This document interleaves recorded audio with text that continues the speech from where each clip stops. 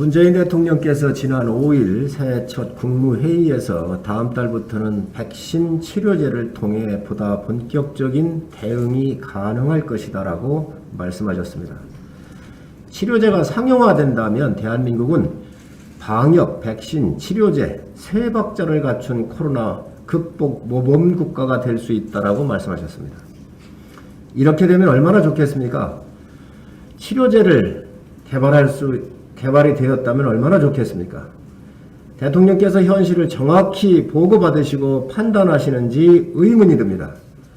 대통령께서 말씀하신 치료제 중 하나인 셀트리온 항체 치료제는 중화 항체에서 나온 유전자 정보를 기본으로 한 유전자 재조합 인공 치료제입니다. 아직 안전성과 효과성이 완전하게 검증되지도 않았고 임상시험도 못했습니다.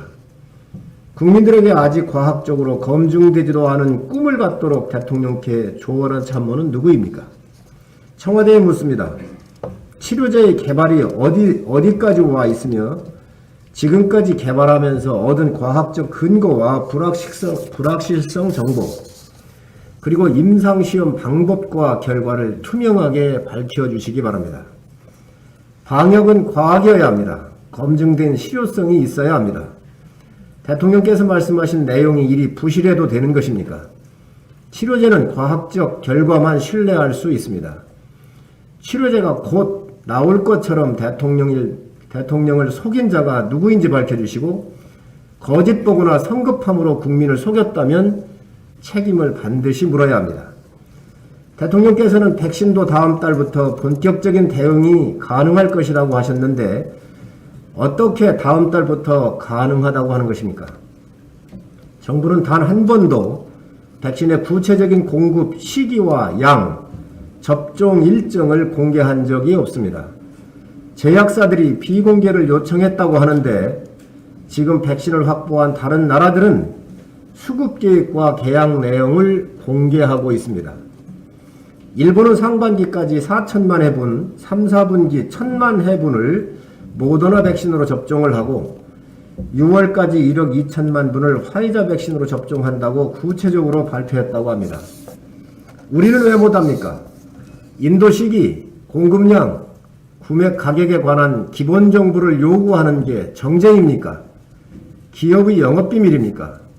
국민 생명과 직결된 문제입니다.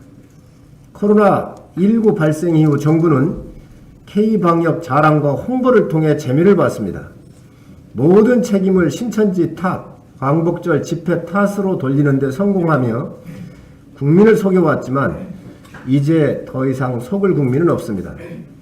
이벤트를 좋아하다 보니 부실한 내용이 탄로나면 신뢰만 잃는다는 사실을 너무 많이 경험하지 않으셨습니까?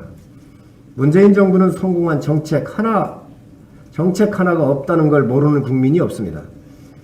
코로나 극복 모범국가, K방역 자랑했지만 백신도 제때 못 구한 창피한 나라가 되었고 메르스 때 정부가 슈퍼 전파자라고 했던 새정치민주연합 문재인 대표의 말이 본인이 이끄는 정부에 대한 예언이 되었습니다.